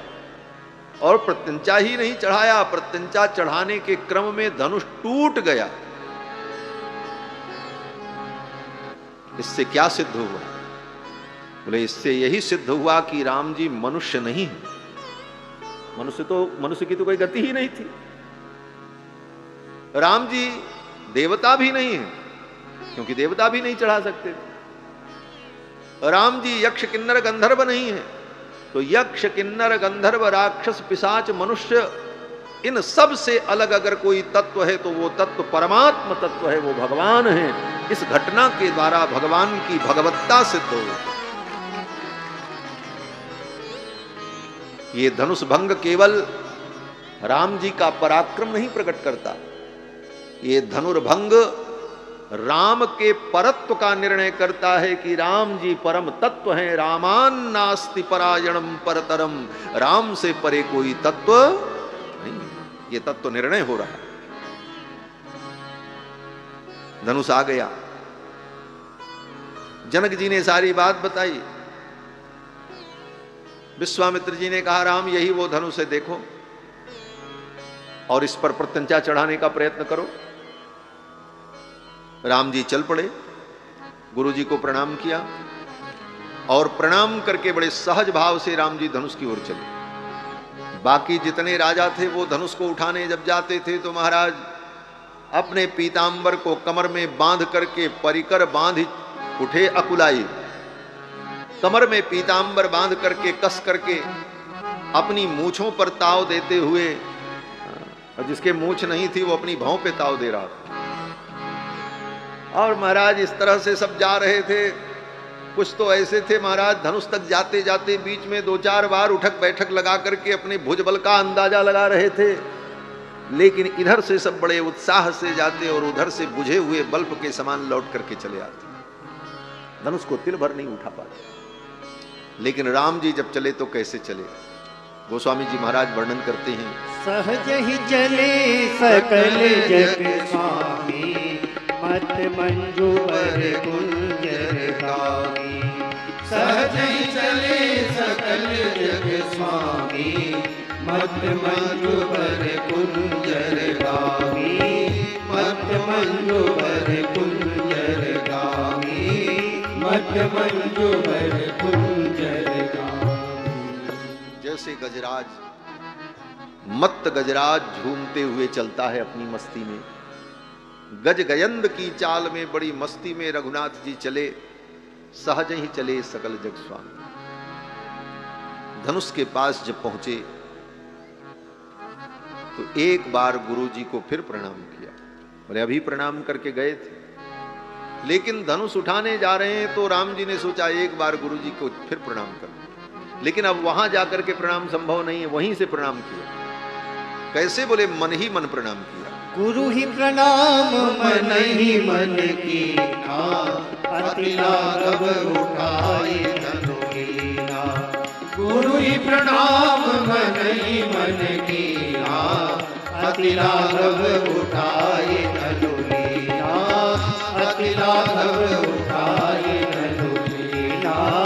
अति लाघव उठाई धनु लीना। गुरु ही प्रणाम मन ही मन कीन्हा, अति लाघव उठाई धनु। मन ही मन गुरु जी को प्रणाम किया और धनुष को अति लाघव। अति लाघव का मतलब सहज तरीके से, ये नहीं कि राम जी ने पहले धनुष को पकड़ा हो, फिर अंदाजा हो, फिर थोड़ा एक दो बार कोशिश की हो, एक दो बार में न उठा हो, तीसरी बार में उठा हो, ऐसा नहीं, सहज ही अति लाघव ऐसे ही गए और उठा लिया। अति लाघव उठाई धनु लीना, और फिर उस धनुष को टिका करके दबाया, डोरी बांधी।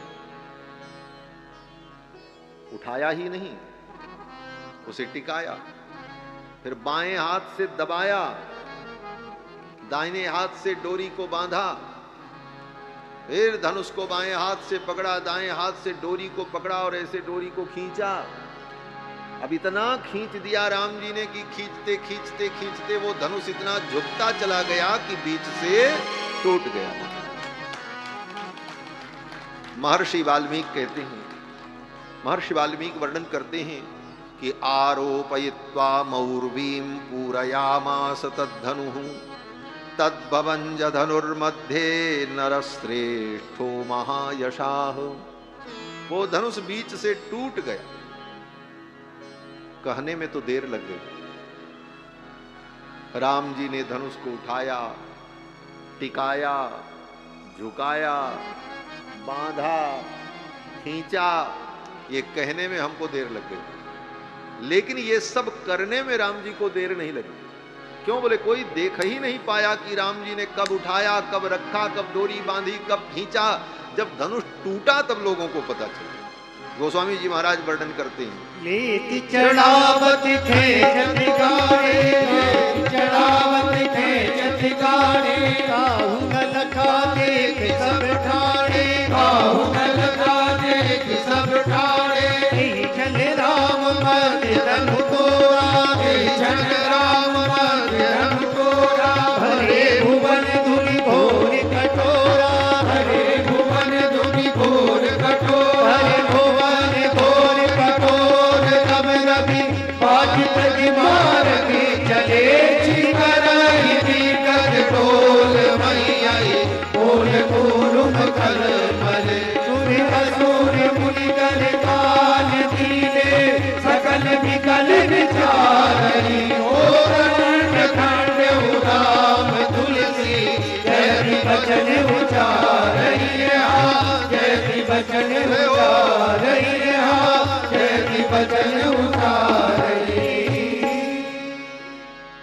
राम जी ने धनुष को तोड़ दिया। लेत चढ़ावत खैंचत गाड़े, काहू न लखा। ये सब था। कोदंड खंड्यौ राम तुलसी, जयति बचन उचारे। चारों तरफ से जय जयकार की ध्वनि होने लगी। जय हो, जय हो, जय हो। देवता लोग पुष्प की वर्षा करने लगे। धनुष जब टूटा, पृथ्वी कांप गई। भूमि कंपश्च सुमहान पर्वतस्येव दीर्यता, पृथ्वी में कंपन हो गया, भूकंप आ गया। भूकंप का जोन जो था वो तो मिथिला में था, लेकिन प्रभाव लंका तक दिखाई पड़ा। गोस्वामी तुलसीदास जी कहते हैं लंका में उत्पात हो गया। बोले क्या उत्पात हुआ? बोले डिगत गुर्वी अति गुर्वी सर्व फप्पय समुद्र सर दिग्गयंद लर खरत परत दस कंध मुख भर। रावण अपने मुख के बल गिर पड़ा। बैठा था दरबार में, उसका सिंहासन उलट गया भूकंप। जल्दी जल्दी लोगों ने सिंहासन को अलग किया, रावण को सीधा किया। रावण ने कहा ये क्या हो गया? सेवकों ने कहा महाराज भूकंप आ गया। मुंह के बल रावण गिर पड़ा। दिग्गयंद लर खरत परत दस्कंद मुख भर। सुर विमान हिम भानु भानु संघटत परस्पर। आकाश में देवताओं के विमान टकरा गए महाराज, पूरा ब्रह्मांड कांप गया। और मिथिला में बोले जहां धनुष टूटा वहां, बोले वहां भी थोड़ा प्रभाव दिखा। क्या प्रभाव दिखा? बोला निपुतिश्च नराः सर्वे। जितने लोग वहां सभा में बैठे थे सब अपने अपने आसन से धड़ाम धड़ाम नीचे गिर पड़े, उलट गए, उलट पलट गए। निपेतुश्च नराः सर्वे तेन शब्देन मोहिता। धनुष के टूटने से जो ध्वनि हुई, शब्द हुआ, उससे मोहित होकर, घबराकर जो जहां थे वहीं गिर पड़े। बोले ये तो बड़ी विचित्र बात थी, सब गिर पड़े। वाल्मीकि जी कहते हैं निपेतुश्च नराः सर्वे, लेकिन अगली पंक्ति में कहते हैं नहीं नहीं, सब गिरे लेकिन चार को छोड़कर। ये चार लोग कौन थे? बोले वर्जयित्वा मुनिवरम, विश्वामित्र जी नहीं गिरे, राजानम जनक जी नहीं गिरे, तौ च राघवौ राम और लक्ष्मण दोनों भाई नहीं गिरे। विश्वामित्र जी, जनक जी, राम जी, लक्ष्मण जी, इन चार को छोड़कर सभा में जितने लोग थे सब गिर पड़े। निपेतुश्च नराः सर्वे तेन शब्देन मोहिताः।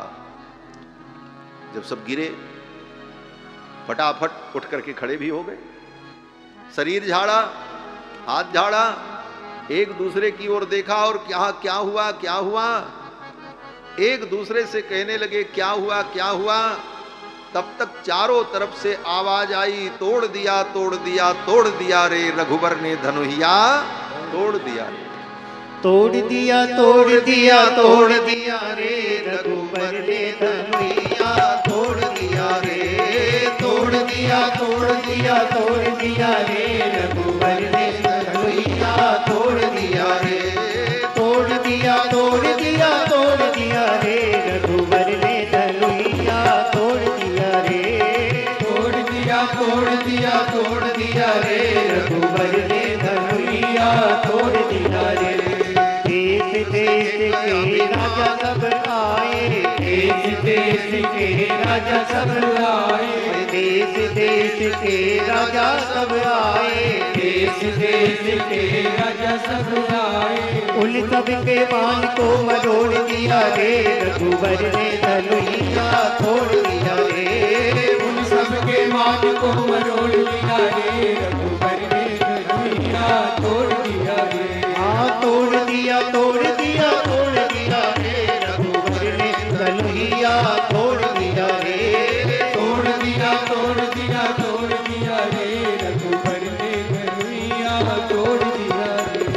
एक से एक अभिमानी राजा, एक से एक अभिमानी राजा, एक से एक अभिमानी राजा, एक से एक अभिमानी राजा। अरे उल्लू की मूछ को मरोड़ दिया रे रघुवर ने धनुहिया तोड़ दिया रे। उल्लू की मूछ को मरोड़ दिया रे रघुवर ने धनुहिया तोड़ दिया रे।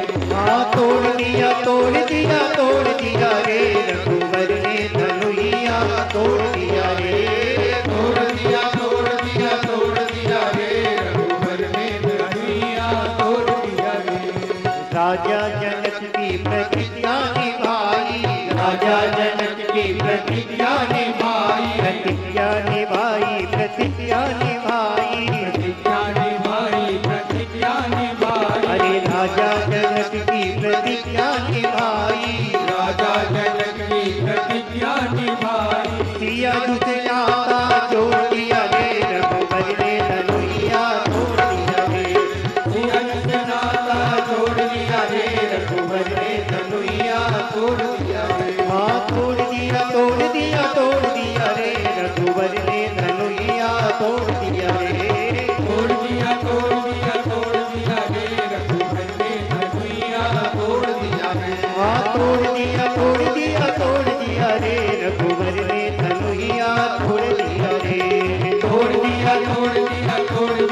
रे, रघुवर ने धनुइया तोड़ दिया रे, रघुवर ने धनुइया तोड़ दिया रे, रघुवर ने धनुइया तोड़ दिया रे, रघुवर ने धनुइया तोड़ दिया रे, रघुवर ने धनुइया तोड़ दिया रे।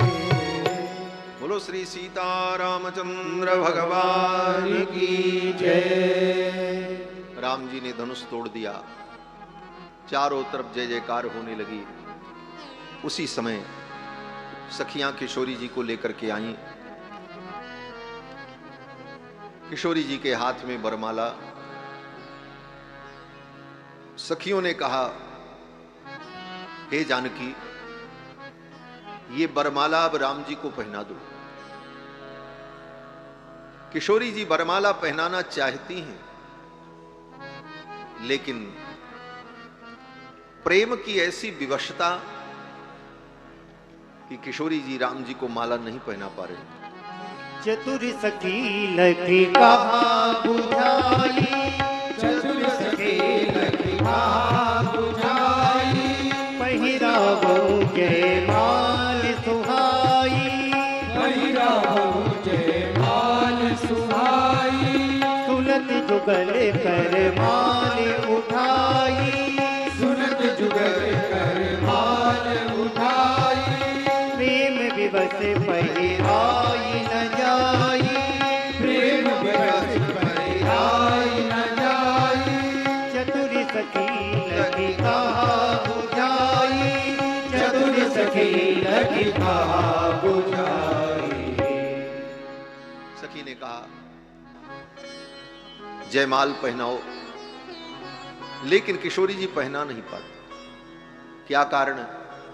गोस्वामी जी कहते हैं, प्रेम विवश पहिराई न जाए। प्रेम की विवशता है।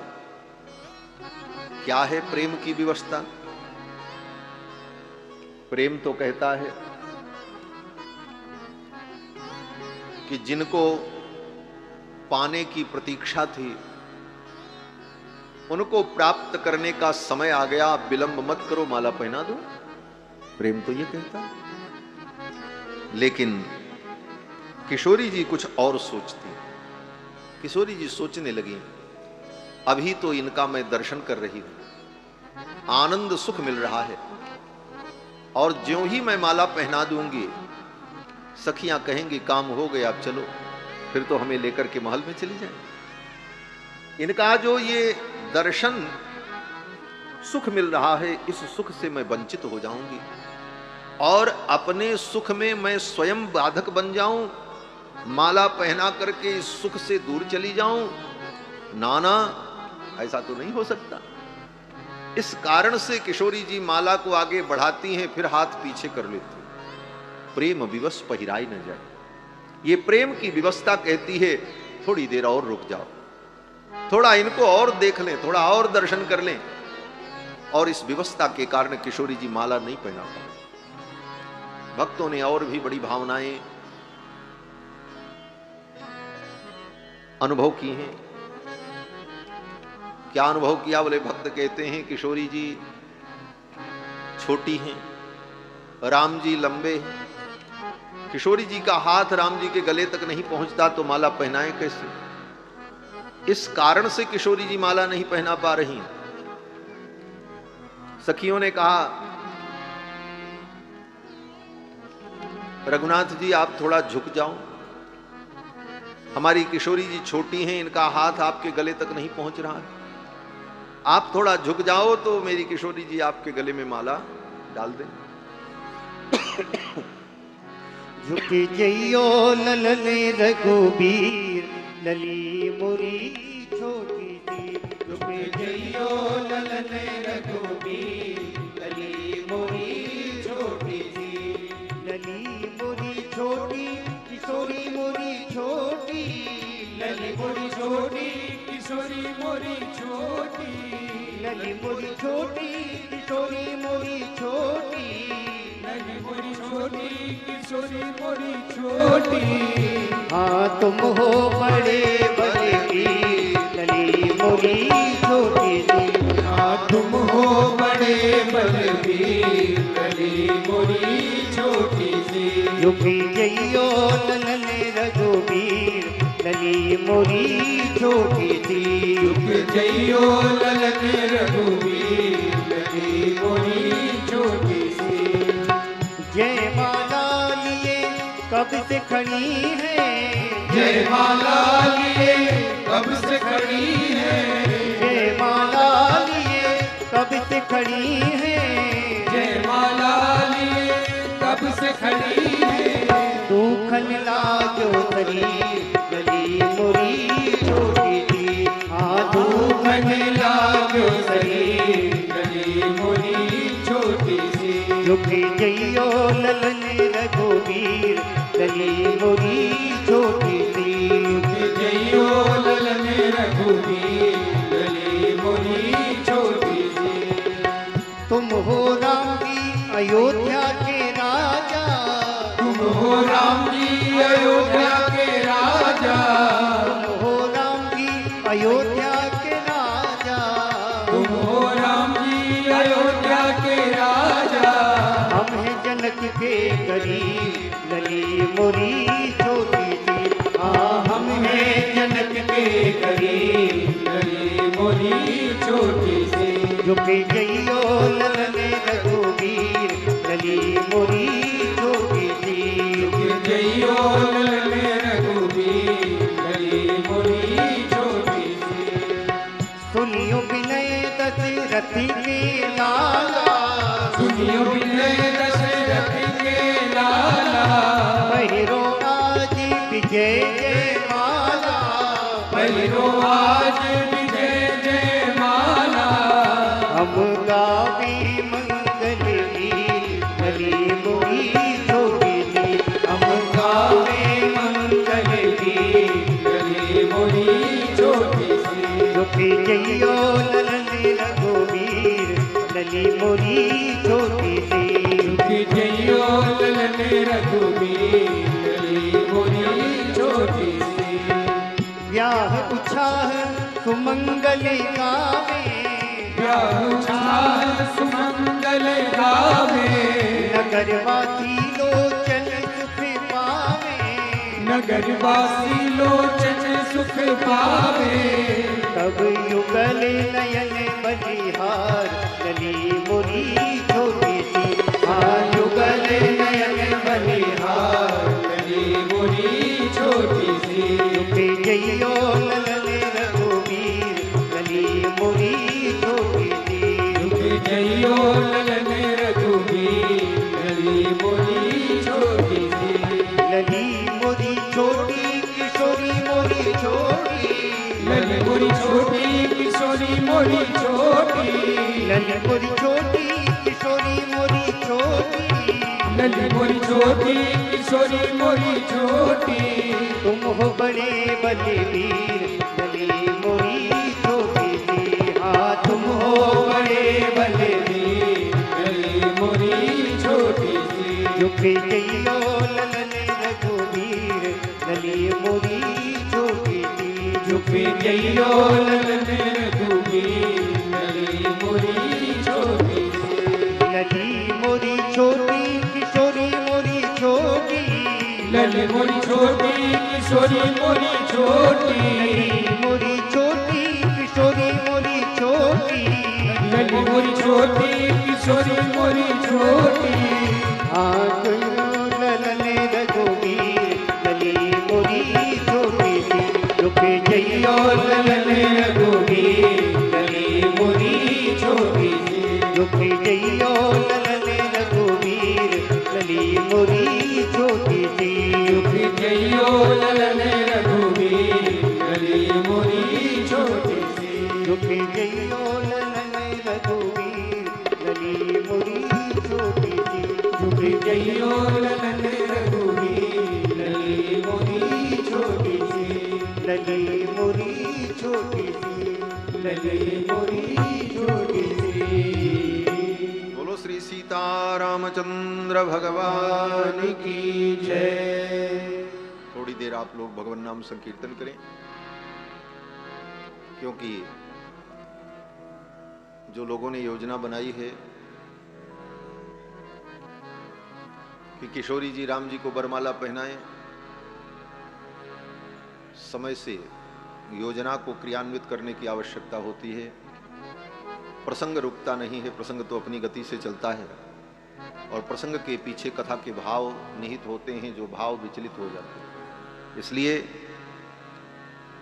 अब जब तक वो पधारें तब तक आप लोग भगवान नाम संकीर्तन करें और कोई मार्ग नहीं।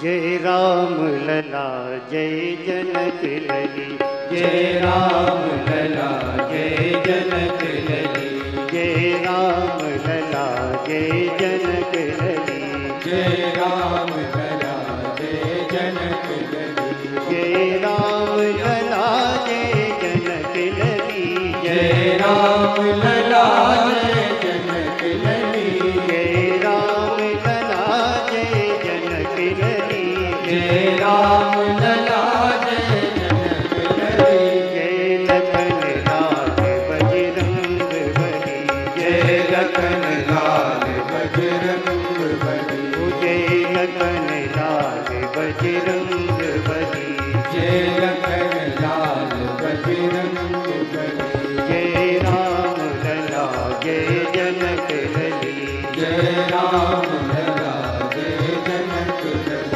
जय राम लला जय जनक लली, जय राम लला जय जनक लली, जय राम लला जय जनक लली, जय राम लला जय जनक लली, जय लखन लाल बजरंग बली, जय लखन लाल बजरंग बली, जय सीताराम जय सीताराम, जय सीताराम जय सीताराम, जय सीताराम जय सीताराम, जय सीताराम जय सीताराम, जय सीताराम जय सीताराम, जय सीताराम, आज का ये पावन क्षण सचमुच हमारे लिए सौभाग्य का क्षण बन गया है। ऐसा प्रतीत हो रहा है मानो मिथिला की पावन धरती पर लग रहा है मानो स्वयं देवता भी इस अलौकिक दृश्य को देखने के लिए आकाश से उतर आए हैं। आगे आगे मंगल कलश लिए हुए शुभ सगुनों से सुसज्जित महिलाएं बढ़ती जा रही हैं और उनके पीछे जनक नंदिनी जगत जननी माता सीता की पावन छवि, जिनके स्नेह और श्रद्धा के साथ विवाह स्थल की ओर लाया जा रहा है। हम सभी मिथिलावासी जनक जी के महल में हो रही तैयारियों को देख रहे हैं।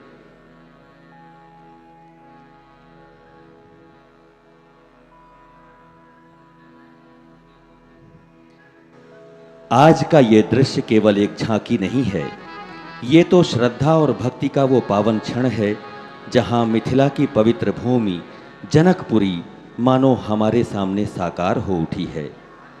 चारों ओर मंगल ध्वनि गूंज रही है। मातृशक्ति के कंठ से निकलते हुए मंगल गान और बधाई गीत वातावरण को पावन बना रहे हैं। देवता भी इस विवाह उत्सव के साक्षी बनने के लिए जैसे आकाश से उतर आए हैं। देखिए, आगे आगे शुभता और सौभाग्य के प्रतीक मंगल कलश लिए हुए महिलाएं बड़ी गरिमा और श्रद्धा से विवाह स्थल की ओर बढ़ रही हैं। उनके हर कदम के साथ मंगल गीतों की स्वर लहरियां गूंज रही हैं। मानो संपूर्ण जनकपुरी ये गा उठी है कि आज वो शुभ घड़ी आ गई है जब मर्यादा, धर्म और प्रेम का अद्भुत मिलन होने जा रहा है। जब जनक नंदिनी सीता जी का पावन वर्ण करेंगे मर्यादा पुरुषोत्तम भगवान श्री राम, तो सचमुच आज ये मंच केवल मंच नहीं रहा है, ये तो वही विवाह मंडप बन गया है जहां युगों युगों से स्मरण किए जाने वाले इस दिव्य मिलन का साक्षात दृश्य हमारे सामने जीवंत हो उठा है। उधर से बड़ी ही भव्य और दिव्य बारात आ रही है, जनकपुरी में पधार रही है। उस बारात के केंद्र में मर्यादा, शील और सौम्यता की मूर्ति भगवान श्री राम विराजमान हैं, जिनके दर्शन मात्र से जनकपुरी का कण कण धन्य हो उठा है। आज ये मंच नहीं, स्वयं जनकपुरी का पावन विवाह मंडप बन गया है। भगवान राम और जानकी के इस दिव्य मिलन को देखने के लिए हर हृदय उतावला है। और देखिए, चारों ओर बारात के आने का गीत गूंज रहा है।